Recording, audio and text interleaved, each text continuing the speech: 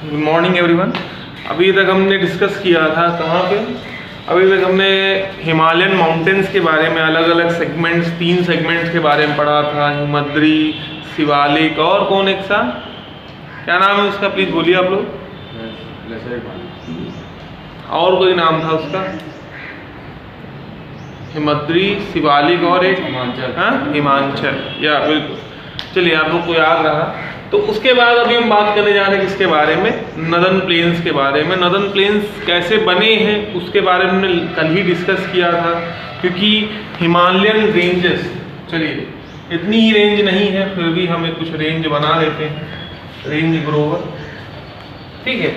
तो अब यहाँ पे जो ग्लेशियर्स हैं, पेरिनियल ग्लेशियर्स हैं, आपको हमने कल ही बताया था। पेरिनियल ग्लेशियर्स में है तो वहाँ से जो है नदियाँ बहती, ठीक है।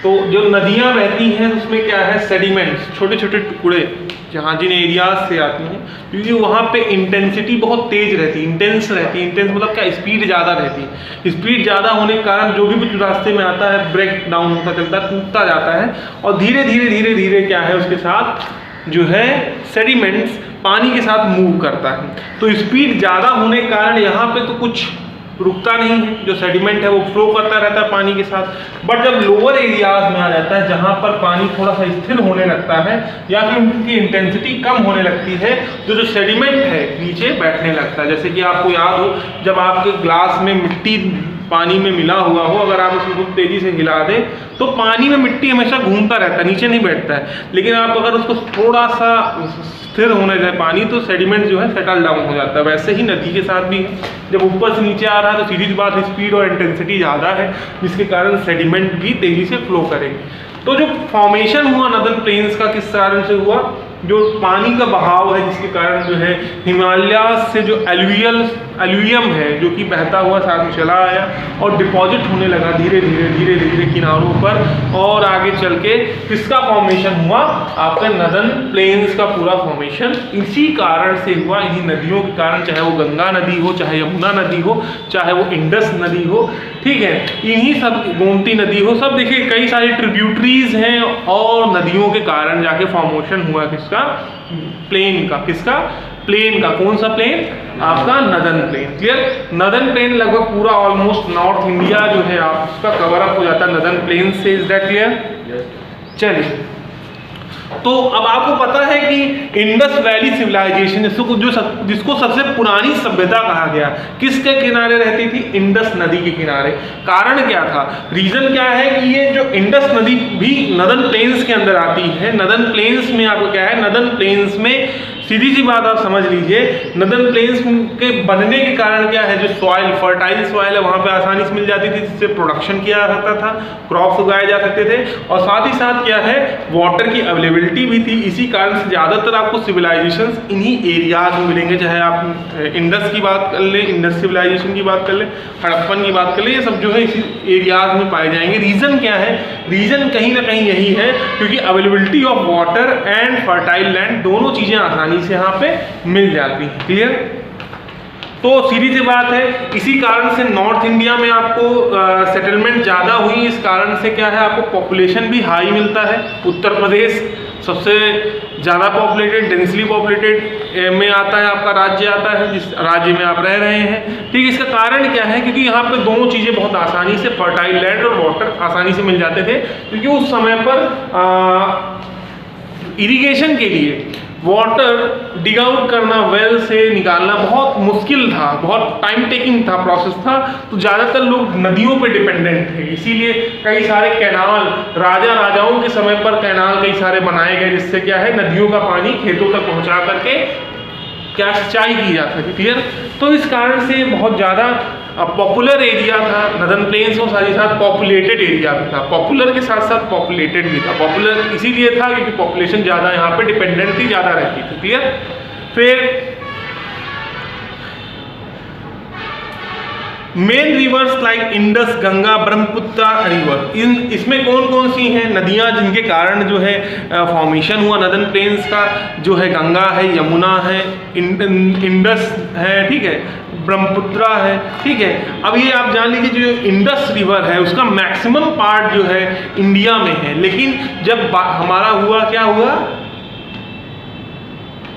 इंडिपेंडेंस के बाद क्या हुआ पार्टीशन, चीज़ें आप याद रखिए, छोटी छोटी चीज़ें हैं। पार्टीशन हुआ जब हमारा विभाजन हुआ तो ज़्यादातर रीजन ऑफ इंडस रिवर किस साइड चला गया, पाकिस्तान साइड चला गया, और जो थोड़ा सा रीजन जो कवर अप किया जाता है वो पंजाब में हमारा कि कवर अप किया जाता है, और जाके अरेबियन सी में जाके वो जाके पानी मिलता है जाके समुद्र में, ठीक है। तो इस कारण से जो most of the region of Indus plain या हम कहें क्या कहते हैं एक तरह से नदर्न प्लेन्स में जो इंडस रिवर का रोल है, मैक्सिमम रीजन कहाँ पाया जाता है पाकिस्तान में, ठीक है। आज का नया पाकिस्तान जो पहले इंडिया में आपके साथ था, इंडिया में जुड़ा हुआ था, क्लियर। चलिए आगे बढ़ते हैं।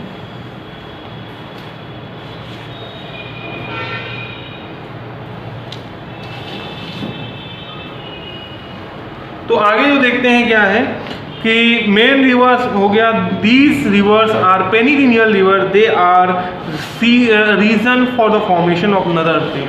अब ये ऐसी नदी है जो पेरिनियल, हमेशा इनमें पानी अवेलेबल रहता है, जिसके कारण से ही पेरिनियल रिवर होने के कारण से ही क्या हो पाता है, आसानी से जो है नदर्न प्लेन का फॉर्मेशन हो पाया, क्योंकि ये जो नदियां हैं कौन सी हैं, पेरिनियल रिवर। अब पेरिनियल होने का कारण क्या है, मैंने आपको कल ही बताया, पेरिनियल होने का कारण जो ग्लेशियर्स हैं वो भी क्या है पेरिनियल है, मीन्स हमेशा उनमें जो है बर्फ जमी रहती है, जिसके कारण से वहाँ से पानी हमेशा जहाँ से ओरिजिन होती हैं ये नदियाँ वहाँ से पानी आता रहता है, जिसके कारण से कहीं ना कहीं ये पेरिनियल रिवर्स हैं, हमेशा मीन्स 12 मंथ्स में वाटर रहता है, जिसके कारण ये आसानी से फॉर्मेशन हो पाया इसका नदर्न प्लेन्स का, क्लियर। फिर alluvium deposits made this land plain more fertile, that's why due to the fertility and water availability there is the population settled। क्या है alluvium, जो कि कहाँ से आया, माउंटेन एरिया से, जो एल्यूवियम किसके साथ मिक्स होके आया, इन रिवर वाटर के साथ मिक्स होके आया, उसी एल्यूवियम के प्रेजेंस से, ठीक है, ज़्यादा अच्छा मतलब सॉइल, ज़्यादा अच्छा फर्टाइल सॉइल आपको यहाँ पे मिलता है, ठीक है। एक ओल्ड एल्यूवियम सॉइल बोला गया,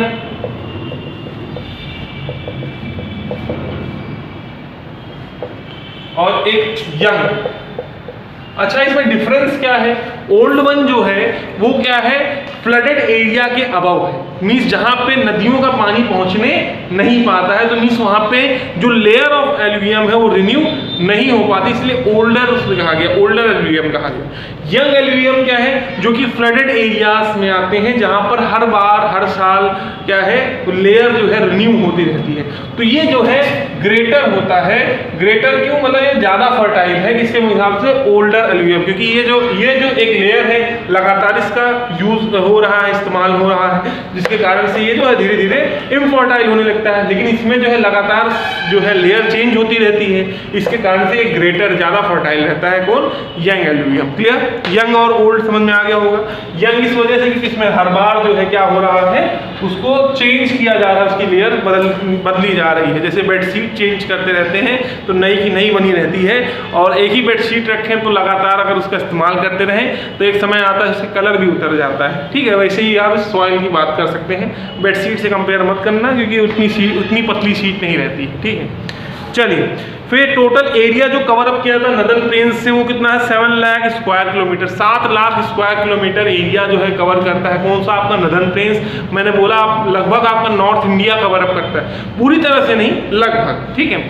फिर क्या है, डिस्टेंस जो है, लंबाई बात करें कितना है, 2400 किलोमीटर, 2400 किलोमीटर लंबाई है किसकी, नदर्न प्लेन्स की, और चौड़ाई की बात करें लगभग 240 से लेकर 320 किलोमीटर। ऐसा क्यों कहा जाता है, क्योंकि कहीं पर 240 किलोमीटर है, कहीं पे उससे बढ़ते बढ़ते 320 किलोमीटर तक पहुंचा है, ठीक। तो एग्जैक्टली ऐसा नहीं है कि हर जगह पे 240 किलोमीटर इक्वली डिस्ट्रीब्यूटेड है, इसलिए हमने क्या कहा है 240 से लेकर के 320 किलोमीटर तक के। फिर densely populated area of northern plains, ये जो एरिया है ज़्यादा पॉपुलेटेड है, रीजन मैंने बताया ही आपको, फर्टाइल लैंड और साथ ही साथ क्या है water availability because many rivers and their tributaries are drained over here। ठीक है, कई सारी नदियां हैं, उनकी ट्रिब्यूटरीज भी यहाँ पे बहती हैं, जिनके कारण से यहाँ पर पानी की कमी किसी प्रकार से नहीं है। ठीक है, और कहीं ना कहीं इन्हीं ट्रिब्यूटरीज और इन्हीं नदियों के कारण से, ट्रिब्यूटरीज पता है आपको, चलिए आगे भी डिस्कस कर लेना। ट्रिब्यूटरीज और डिस्ट्रीब्यूटरीज आपको नहीं पता है तो उनको हम बताएंगे आगे चल के।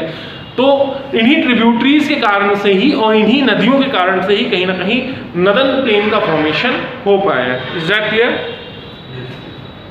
अब इट हैज, इनकी फीचर्स क्या है, फायदे क्या है नदर्न प्लेन्स का? पहला फायदा, it has rich soil cover, जो ऊपर की सॉइल कवरिंग है, क्योंकि जो आप किस में खेती करते हो, जो एक ऊपर की सॉइल कवरिंग उसी में खेती करते हो। ऐसा तो है नहीं कि एग्रीकल्चर करने के पहले आप 5 मीटर जो है मिट्टी को डिग आउट करते हो फिर जाके नीचे खेती करते हो, ऐसा नहीं। सबसे ऊपर जो लेयर उसी ऊपर करते हो। तो जो सबसे ऊपर की जो लेयर है वो rich in every type of components which are required for the agriculture, means ज़्यादा फर्टाइल होते हैं। क्लियर? इनडायरेक्टली हम कह सकते हैं। फिर एक्वेटिक वाटर सप्लाई, पानी की भी कमी नहीं होती। रीज़न क्या है? नदियाँ हैं, फिर उनकी ट्रिब्यूटरीज हैं, फिर हमने कई सारे आर्टिफिशियल, नेचुरली नहीं आर्टिफिशियली हमने कई सारे कैनाल्स बनाए हैं जिनसे हम नदियों का पानी अलग अलग खेतों तक पहुंचाते हैं। तो पानी की भरपूर व्यवस्था है किसके लिए? सिंचाई करने के लिए। ठीक है, तो वो भी दिक्कत नहीं है। फिर फेवरेबल क्लाइमेट, अच्छी खासी बारिश भी होती है इन एरियाज में। ठीक है, तो ठीक ठाक मौसम भी रहता है, बारिश भी होती है, गर्मी भी पड़ती है, ठंडी भी पड़ती है। तो हर प्रकार की खेती बारिश में की जा सकती है। हर तरह के क्रॉप्स को आप उगा सकते हैं यहाँ पर आसानी से। फिर it is agriculturally a very productive part of the India. ये नदर्न प्लेन्स बहुत ही ज़्यादा आवश्यक है। रीज़न क्या है कि सबसे ज़्यादा प्रोडक्शन के हिसाब से बात करें, एग्रीकल्चरल प्रोडक्शन के हिसाब से बात करें तो very important area that is northern plains. ठीक है, बहुत ही ज़्यादा महत्वपूर्ण पार्ट है किसका? महत्वपूर्ण अंग है फिजिकल फीचर्स में सबसे ज़्यादा किसका? भारत का, क्योंकि सबसे ज़्यादा maximum production of in terms of agriculture products सबसे ज़्यादा काम होता है नदर्न प्लेन्स में। क्लियर? समझ में आया? क्योंकि आप सदर्न साइड चले जाते हैं तो वहाँ पे नॉन पेरिनियल रिवर पाई जाती है। वहाँ पे नॉन पेरिनियल रिवर होने के कारण हमेशा पानी अवेलेबल नहीं होता है, हमेशा पानी नहीं हो पाएगा। सीधी सी बात है, खेती आप ज़्यादा नहीं कर सकते हैं। इवन तो पानी पीने तक की स्कैरिटी हो जाती है, प्रॉब्लम्स हो जाती है। क्लियर? समझ में आया? चलिए, फिर रिवराइन आइलैंड्स। अभी हमने क्या देखा? हमने देखा नदर्न प्लेन्स को, अब रिवराइन आइलैंड्स को देखिए।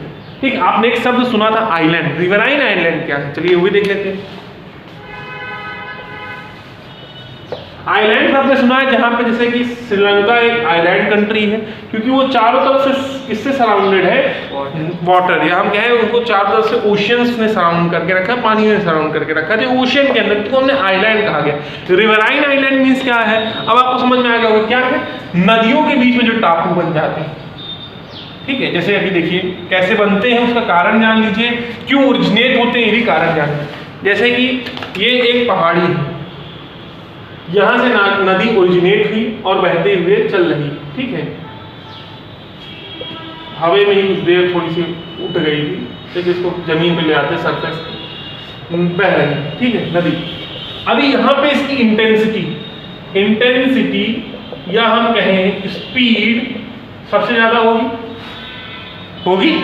तो इसका मतलब कि अगर कोई भी ऑब्स्टेकल बीच में आएगा उसे तोड़ देगी, इतनी स्पीड होगी। जब झरने से पानी गिरता रहता है, अगर आप उसमें फंस जाएं तो आपको पानी घसीटते हुए नीचे गिरा सकता है। इतना इंटेंसिटी, इतनी स्पीड रहती है। ठीक है, आपने महसूस किया होगा, आपको बहुत ताकत लगानी पड़ती है। अगर आप स्विमिंग कभी किए हो तो आपको पानी में, अगर सिर्फ पानी स्थिर है, पानी लहर नहीं चल रही, तभी भी आपको अगर तैरना हो तो उसमें ताकत लगती है। ठीक है, तो उसी तरह समझ लीजिए कि जब इंटेंसिटी हाई रहती, स्पीड तेज रहता है, तो कोई भी तरह का ऑब्स्टेकल आएगा उसे तोड़ देती है नदी। ठीक है, कोई भी उसे रोक नहीं सकता। लेकिन जब वो बराबर के एरिया में आती है, प्लेन एरियाज में, तब क्या होती है? इंटेंसिटी धीरे धीरे धीरे क्या होती है? स्लोवर डाउन, धीरे होने लगती है, धीरे कमजोर पड़ने लगती है। ठीक है, और फिर कोई अगर ऑब्स्टिकल पड़ जाता है या फिर पर्टिकुलर कोई एक बहुत बड़ा टापू पड़ जाता है, तब उसको तोड़ने में सक्षम कौन नहीं होता है? नदी। तो वो क्या करती है? वहीं, जैसे मान लीजिए टापू है तो वहीं से रास्ता बदल देती है और आगे से फिर से बढ़ के ऐसे घूम करके लगती है। क्लियर? ठीक है, तो जो ये टापू है ये क्या हो गया, ये आइलैंड है, लेकिन ये समुद्र के बीच में नहीं है, कहाँ पे है, रिवर के बीच में, इसलिए क्या कहा गया इसे, रिवराइन आइलैंड। क्या कहा गया, रिवराइन आइलैंड। ठीक है, कई ऐसे आइलैंड बन भी जाते हैं कि जो सेडिमेंट है बीच में स्टोर होते होते होते होते होते होते क्या चलते हैं, आगे चल के एक टापू की शेप ले लेता है, एक बड़ा सा टापू बन गया। ठीक है, धीरे धीरे वहाँ पे सेडिमेंट, ये यहाँ पे तो इंटेंसिटी तेज है तो बहुत तेजी से सेडिमेंट बह जाता है, और कहीं पे बीच में अगर सेडिमेंट इकट्ठा होते होते होते होते एक टापू भी बन सकता है। तो ये बन भी सकता है, या फिर पहले से सिचुएटेड है तो बगल से पानी निकल के आगे जाके जब जुड़ता है तो सीधी सी बात है, ये एक तरह का आइलैंड हो गया, एक रिवर के अंदर सिचुएटेड, इसलिए हम क्या कहेंगे, रिवराइन आइलैंड। तो रिवराइन आइलैंड टर्म क्या है, समझ में आया, क्या होता है, समझ में आ गया, इज दैट क्लियर। चलिए अब थोड़े से बेसिक टर्म्स उनके समझ लेते हैं। The river coming from the northern mountains are involve in the depositional work. जो नदर्न आइलैंड नदर्न माउंटेन से जो रिवर्स आती हैं, नदर्न माउंटेन्स किसकी बात करें, इंडिया में हम टॉप साइड की बात करें, मीन्स कश्मीर साइड की बात करें। ठीक है, तो वहाँ से जो नदियाँ बहती हैं वो डिपोजिशनल वर्क करती है। डिपोजिशनल वर्क क्या मतलब कि मीन्स वहाँ से लेयर ऑफ एल्यूवियम अपने साथ सेडिमेंट्स में मिलाते हुए अलग अलग एरियाज में जाकर डिस्ट्रीब्यूट करती हैं। ठीक है, ठीक है, तो वो उसमें बिजी रहती हैं, और जब कभी इस तरह के टापू आ जाते हैं, जब वहाँ पे इंटेंसिटी लो होती है, इस कारण से भी वो एक आइलैंड बन जाता है जिसे हम रिवराइन आइलैंड कहते हैं। क्लियर, समझ में आया। फिर in the lower course due to the gentle slope and the velocity of the river decreases with the result formation of riverine island. मैंने बताया कि जब नीचे की तरफ जो स्लोप से जब बराबर पे आ जाता है पानी नदी का, तो वहाँ पे इंटेंसिटी लोअर हो जाती है, कम हो जाती है, जिसके कारण किसका फॉर्मेशन होता है, रिवराइन आइलैंड का। क्लियर। फिर Majuli in the Brahmaputra river is the largest inhabited riverine island in the world। अब मझौली जो सबसे बड़ा रिवराइन आइलैंड है पूरे विश्व में, किस नदी में पाया जाता है, यमुना के बीच में पाया जाता है। आजकल उसमें आपने न्यूज़ में भी आया था कि उनके किनारों से कटान शुरू हो गई। कटान मतलब क्या, धीरे धीरे धीरे मिट्टी कट रही है और किसमें जा रही, नदियों में, पानी में विलीन होती जा रही है, तो टापू धीरे धीरे कट रहा है। बट लेकिन ये सबसे बड़ा, विश्व में सबसे बड़ा रिवराइन आइलैंड पाया गया है कहाँ पर, यमुना नदी में। और यहाँ इनहैबिटेड रिवराइन आइलैंड क्यों कहा गया, क्योंकि यहाँ पर लोग रहते हैं, गांव बसे हुए हैं, घर बने हुए हैं, लोग रहते हैं। क्लियर, समझ में आया, इज दैट क्लियर। खेती बाड़ी भी होती है, जानवर भी रहते हैं, इंसान भी रहते हैं। ठीक है, अब मूवमेंट के लिए वो इस्तेमाल किसका करते हैं, बोट्स का, क्योंकि सीधी सी बात है वहाँ पे रोड तो बन नहीं सकेगी, चारों तरफ से नदियाँ घेरी हुई हैं। क्लियर, चलिए समझ में आ गया आप लोगों को। फिर ये तो हो गया आपका कहते हैं रिवराइन आइलैंड के बारे में, कैसे इनका फॉर्मेशन हुआ, इनका यूज क्या है, कैसे बने हैं। चलिए तो सारी चीजें हो गई। अब ये ट्रिब्यूटरीज और डिस्ट्रीब्यूटरीज की बात कर लेते हैं। ट्रिब्यूटरीज क्या है और डिस्ट्रीब्यूटरीज क्या है, ये भी जान लीजिए।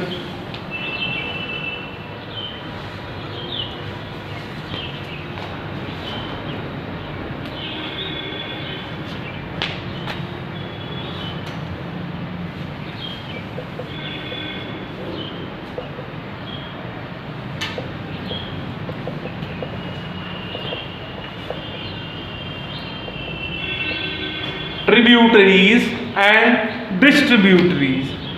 ट्रिब्यूटरीज क्या है और डिस्ट्रीब्यूटरीज क्या है। ट्रिब्यूट मतलब क्या, पहले डिस्ट्रीब्यूट मतलब समझ लो। ये जो टॉफी, आज आयुष पाठक का बर्थडे है और ये टॉफी लेकर आए हैं, शालिनी इन टॉफियों को डिस्ट्रीब्यूट कर दो। क्या कह रहे हैं, बांट दो, बांटने कह रहे हैं ना।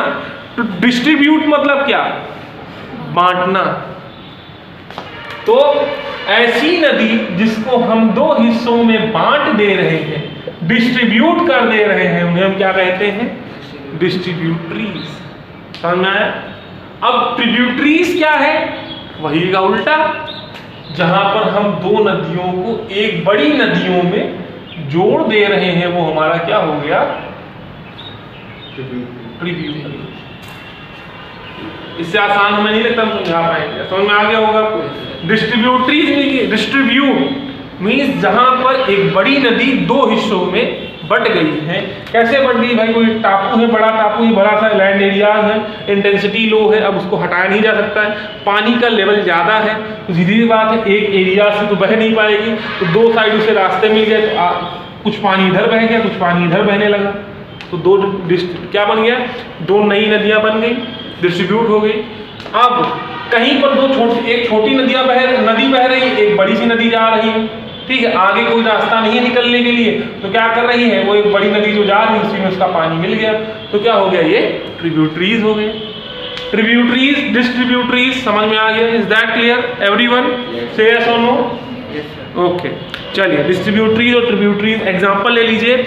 Yamuna, Gangtok, Koshi, Ghaghara are the tributaries of Ganga, ठीक है। गंगा नदी के ट्रिब्यूटरीज हैं कई सारे, ये नदियां जो जाके गंगा नदी मेन रिवर में जुड़ जाते हैं जाके, जिसमें यमुना भी है, गंगटक है, कोशी है, घाघरा है, ठीक है। ये सारी नदी किसमें मिलती हैं, जाके गंगा नदी में मिलती हैं, ठीक है। और डिस्ट्रीब्यूटरीज की बात करें तो डिस्ट्रीब्यूटरीज के एग्जाम्पल हैं जैसे कि सुंदरबन डेल्टा है, जहाँ पे ब्रह्मपुत्रा में जब वो नदी जाके जिसमें समुद्र में मिलने वाली होती है तो दो भागों में उससे पहले टूट जाती है, एक किसमें, एक टूट जाती है ब्रह्मपुत्रा और गंगा, दो नदियों में विभाजित हो जाती है, क्लियर। तो ये जो है डिस्ट्रीब्यूटरीज के एग्जाम्पल हो गए। अच्छा, अब जो tributaries are younger rivers, tributaries जो ट्रिब्यूट करती हैं मीन्स जाके मिलती हैं, वो क्या होती हैं, नई नदियां होती हैं। क्यों? क्योंकि उनके पास नई नदियां हैं, कहीं इसी जगह से ओरिजिनेट हो रही हैं, उनके पास ज़्यादा पावर नहीं होती है। क्यों पावर नहीं होती? क्योंकि वो हायर एल्टीट्यूड से नहीं वो बह रही हैं, ठीक है, जिसके कारण से वो अपना रास्ता क्लियर कर सके, तो जाके किस में मिल जाती है, बड़ी मेन रिवर में जाके मिल जाती है। डिस्ट्रीब्यूटरीज क्या है, जो ओल्डर रिवर है। ओल्डर रिवर क्या, गंगा नदी कहाँ से बहते हुए चले आ रही है, धीरे धीरे इंटेंसिटी लो हो गई है, तो सीधी सी बात है अब ओल्डर रिवर यहाँ पे हो गई है, इसके कारण से इसके पास इतनी इंटेंसिटी नहीं है कि यहाँ पे रास्ता क्लियर कर सके, बना सके, तो इसलिए दो हिस्सों में बट जाती है, क्लियर समझ में आया? डिस्ट्रीब्यूटरीज और ट्रिब्यूटरीज, इज दैट क्लियर? अच्छा, चलिए समझ में आ गया होगा आपको होपफुली।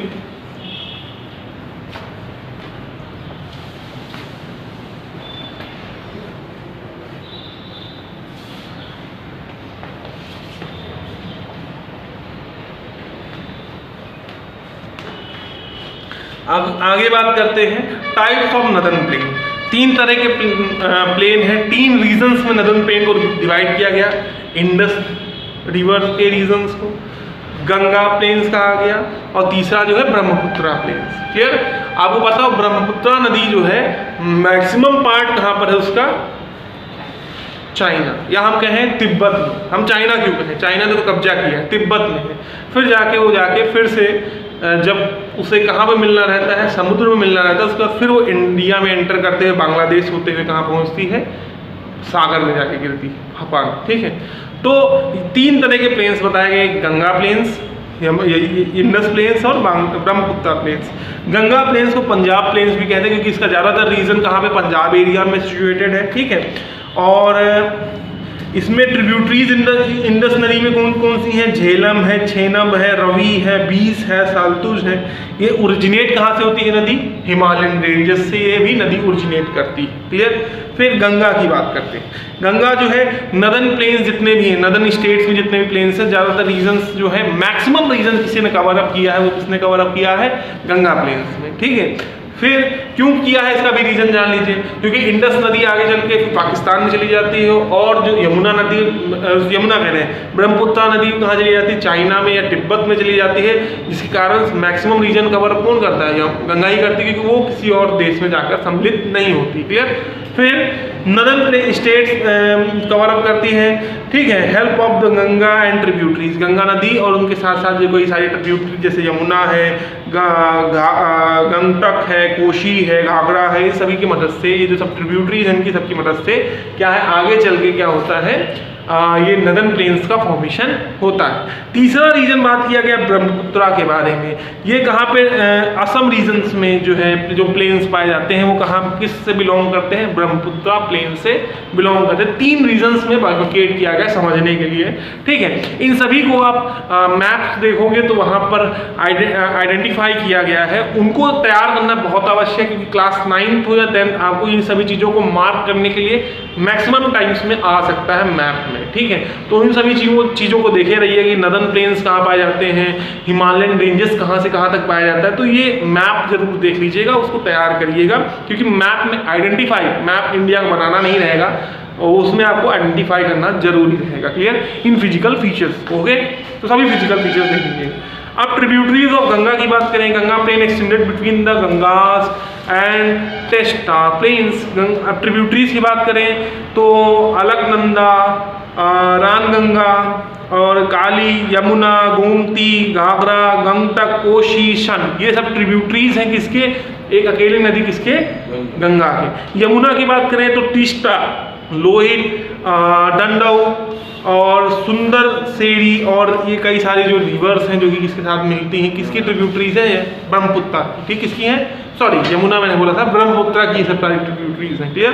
फिर northern plains hot means only, okay, ये एक क्या है, ये आइडियल हो जाता है। जैसे कि हमने बात की नदन प्लेन्स की, तो आपके मन में यही सवाल चल रहा होगा प्लेन मतलब कि बस ऐसे है कि सारा कुछ एक इमेजिनेशन चल रहा होगा, प्लेन मतलब क्या है, सब बराबर। ऐसा बिल्कुल नहीं है, ठीक है। यहाँ पे भी कई सारे ऐसे अप एरियाज या फिर लोअर एरियाज, ठीक है, या फिर हिली एरियाज पाए जाते हैं। हम प्लेन्स का मतलब क्या है, जहाँ पर जो है रिवर्स अपने डिपॉजिट्स लगाए हुए हैं, डिपॉजिट्स को क्या कहते हैं, अपने सेडिमेंट्स कलेक्टेड हुए हैं वहाँ पर, और इसके कारण वो फर्टाइल लैंड है जहाँ पर खेती बाड़ी की जा सकती है, हैबिटेट सर्वाइव कर सकते हैं, ठीक है।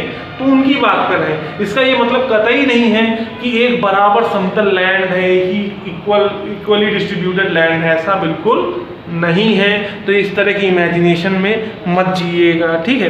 तो इसी कारण से ही भांगर और कौन सा, बांगर सीमेंट नहीं, भादर और बांगर, इस तरह के खादर और बांगर, इस तरह की चीज़ें बनी है क्योंकि रीजन क्या है, नदन प्लेन्स इक्वल नहीं है, ठीक, इसी कारण से। आइए चलिए समझते हैं और उन चीज़ों के बारे में समझते हैं।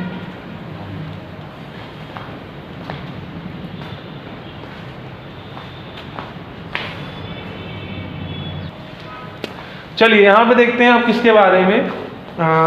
अब जो प्लेन्स बने हैं उसमें भी अलग अलग तरह की कैटेगरी की सॉइल पाई जाती थी, तो 2 कैटेगरी बताई गई, उसके बारे में जान लेते हैं।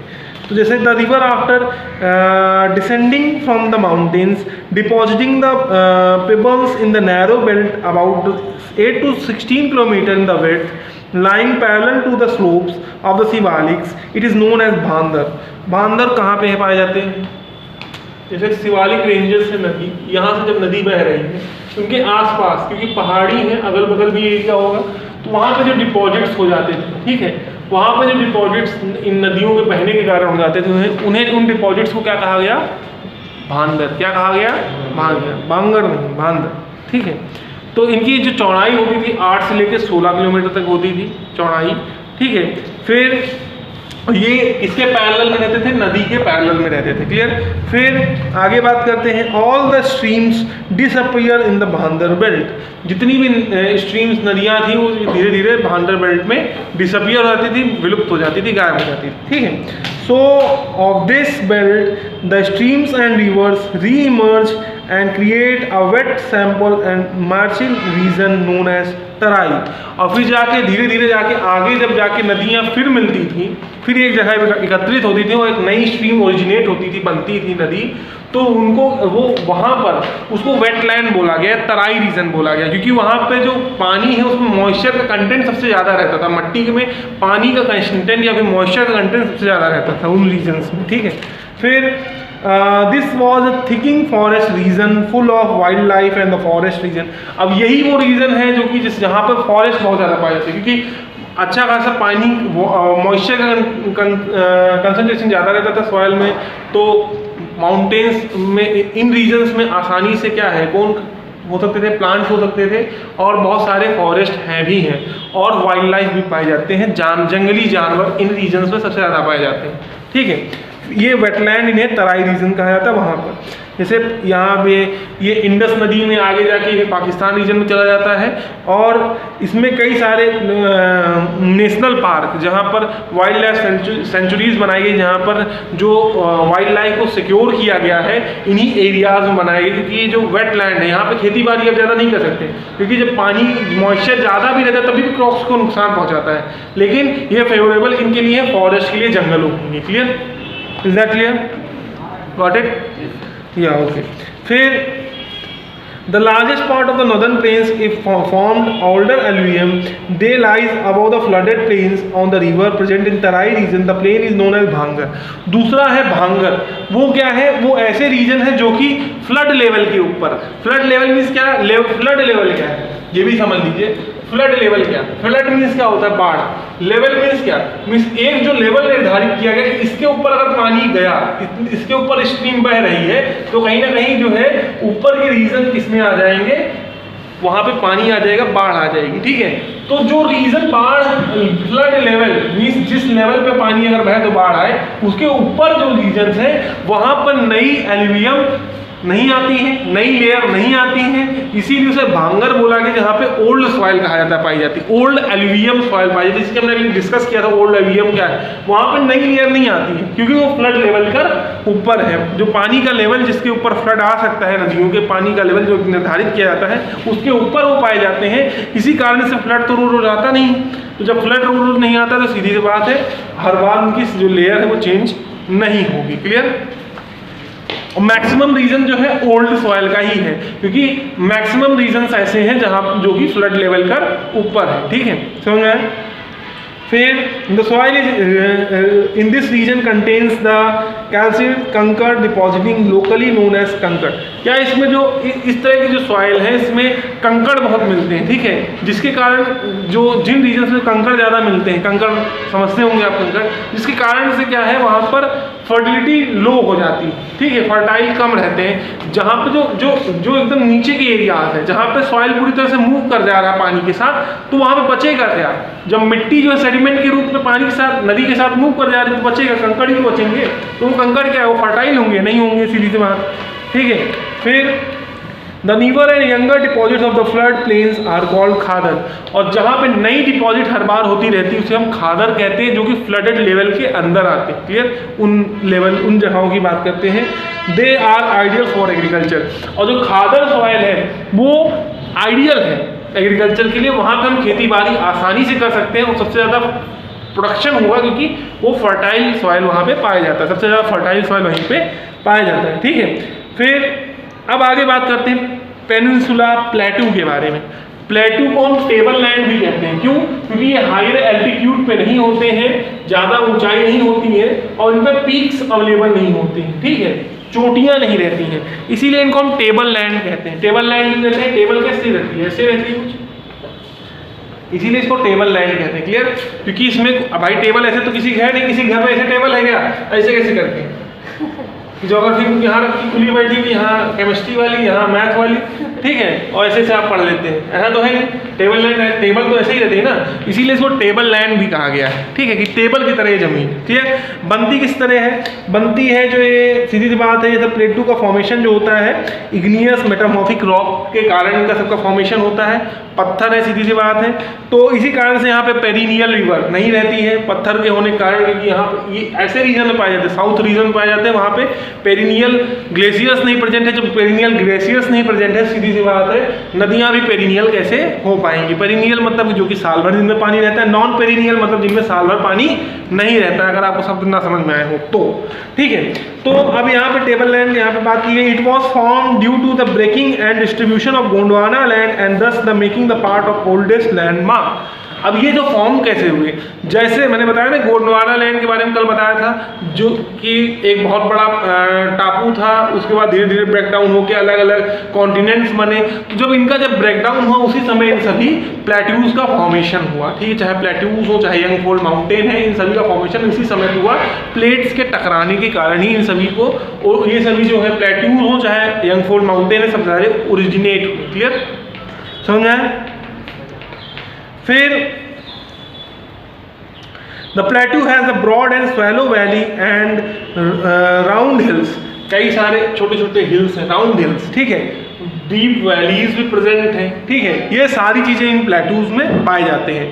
अब राउंड हिल बोला गया, अगर ऐसे होते तो क्या हो जाता, फिर माउंटेन्स हो जाते, ठीक है, पहाड़ हो जाते, फिर तो प्लेट्यूज की कंडीशन पे रह ही नहीं जाते। क्लियर, जैसे अब प्लेट्यूज के दो तरह के प्लेट्यू हैं, एक सेंट्रल हाईलैंड, ठीक है, और एक क्या है आपका Deccan plateau. Deccan plateau southern side में है, और जो नदर्न मोस्ट साइड में है नर्मदा नदी के, वो कौन सा है, सेंट्रल हाईलैंड्स। क्लियर, अब इन चीज़ों को आप मैप में आइडेंटिफाई करेंगे, आपको जरूर मिल जाएगा, आप देख भी सकते हैं और उनको जरूर याद कर लेंगे कहाँ पर सिचुएटेड है, क्योंकि ये 100% है आपके पेपर में, चाहे अब की ईयर की बात कर लें चाहे नेक्स्ट ईयर की बात कर लें, इन पेपर्स में जरूर पूछे जाएंगे। ठीक है, 10th में भी इनकी चीज़ें पूछी जा सकती हैं, कोई बड़ी बात नहीं है। सेंट्रल हाईलैंड प्लेट्यू की बात करें तो the part of peninsula plateau lying to the north of the Narmada river covering a major area of the Malwa plateau is known as central highland. अब मालवा प्लेट्यू का सबसे बड़ा एरिया जो मालवा प्लेट्यू जो सबसे ज़्यादा एरिया कवर अप करता है नदन साइड में है, किसके, नदी के, नर्मदा नदी के, और उसे हमने क्या कहा गया है, उसे कहा गया सेंट्रल हाईलैंड्स या फिर सेंट्रल प्लेट्यूज कहा गया। Clear, Malwa plateaus. क्लियर, समझ में आया? किस साइड है, नर्मदा नदी। आपको बस एक देखिए, एक पॉइंट जैसे आप कभी निर्धारित करते हैं कि हमको जाना है कहीं जाना है, तो हम क्या अलग अलग पॉइंट्स को, कि बरगद चौराहे से सीधे चले जाना, फिर आपको सत्यम हॉस्पिटल मिलेगा, सत्यम हॉस्पिटल से राइट मुड़ जाना, फिर सीधे जाना आप, तो फिर आपको ये पर्टिकुलर चीज मिल जाएगी। तो हम जगहों के नाम बताते हैं या फिर हम किसी एक पॉइंट को लोकेट करते हैं। वैसे अगर हमको जानना हो प्लेट्यू कहाँ सिचुएटेड है, तो जहाँ पे नर्मदा नदी है उसके जस्ट अबव, यहाँ क्या है, नदर्न साइड में। क्लियर, कौन सा प्रेजेंट है आपका, सेंट्रल हाईलैंड्स या फिर सेंट्रल प्लेट्यूज कह सकते हैं। क्लियर, फिर Vindhyan range is bounded by the central highland on the south, Aravallis on the north waste.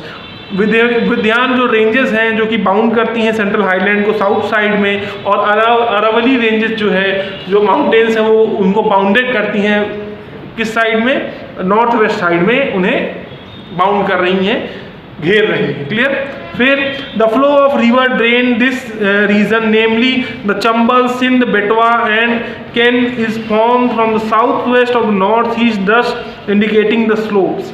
क्या स्लोप्स के कारण कई सारी नदियां भी ओरिजिनेट करती हैं, और वो नदियां क्या होती हैं, नॉन पेरिनियल। मैंने कई बार बताया नॉन पेरिनियल होती हैं नदियां। ठीक है, उनका कारण भी बता दिए। Central highland are wider in the west and narrower in the east.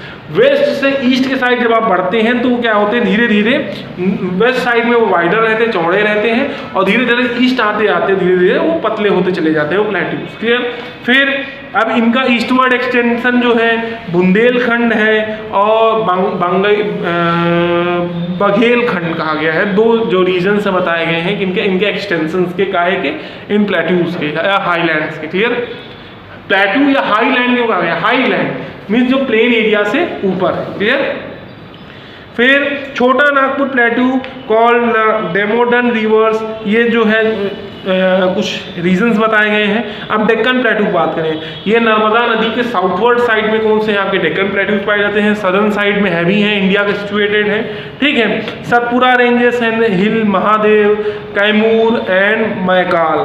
Satpura ranges यहीं पे पाई जाती हैं, और कई सारे हिली एरियाज हैं, हिल एरिया जैसे कि महादेव हिल्स हैं, कैमूर हिल्स हैं और मैकाल हिल्स है, इन्हीं प्लेट्यूज के आसपास पाए जाते हैं। क्लियर, फिर वेस्ट साइड में ये हायर होते हैं, और ये ईस्ट साइड में स्लोप होने लगता है। जैसे मतलब इस साइड अगर हायर है तो ईस्ट साइड अगर नीचे जाएंगे तो अचानक से तो ऐसे नहीं खट, स्लोप होते हुए धीरे धीरे जाएंगे ना, सॉरी खट्टे के लिए। An extension of plateau is also visible in the northeast locally known as Meghalaya. एक एक्सटेंशन मीन्स थोड़ा सा बढ़ते हुए दिखता है किस साइड पर, नॉर्थ वेस्ट साइड में, वहाँ पे उसका नाम मेघालय कहा गया है। फिर हिल्स जो है गाशो, काशी और जयंतिया, ये जो है हिल्स पाए जाते हैं इन पर्टिकुलर सदर्न प्लेट्यूज में। क्लियर? यही जो है कुछ फिजिकल फीचर्स जो है आपके डिस्कस किए गए किस चैप्टर में, second chapter of geography, physical features of India. Okay, तो यहीं पर इसको हम कंक्लूड करते हैं। आप लोग रीड आउट कर सकते हैं इन चीज़ों को बुक्स में, अपने रिस्पेक्टेड बुक्स जो भी हैं, चाहे एनसीईआरटी हो, चाहे आपकी कोई एडिशनल बुक हो, उनको पढ़िए। जो भी डाउट्स हो आप पूछ सकते हैं कल। और फाइनली ये चैप्टर एंड अप होता है। कल जो हम चैप्टर स्टार्ट करेंगे हम उसको भी कोशिश करेंगे 2 सेगमेंट में ब्रेक डाउन करें, जिससे डाउट पूछने का भी अच्छा खासा समय मिल सके और साथ ही साथ रिवीजन हो सके, बिकॉज टाइम इज लेस, समय कम है और ज़्यादा से ज़्यादा हमें तैयार करना है। तो समय कम है, इसलिए डाउट समय पर पूछें। देर करेंगे तो आप ही का नुकसान होगा। ठीक है? About 80 to 90 days are left for your final examination, और लगभग उतने ही चैप्टर्स भी होंगे। अगर हम सभी को जोड़ देते हैं तो 50-60 चैप्टर्स तो हो ही जाएंगे। तो हमें तैयार करना भी है इसी के साथ साथ, और साथ ही साथ समझना भी है। तो समय बहुत कम है। आप कोशिश करिए जैसे जैसे हम पढ़ा रहे हैं वैसे वैसे डाउट पूछते रहें। बात के लिए कुछ छोड़ के मत रखें, क्योंकि कल कभी नहीं आता है। ठीक है? किसी महान पुरुष ने कहा है। Thank you very much, good bye.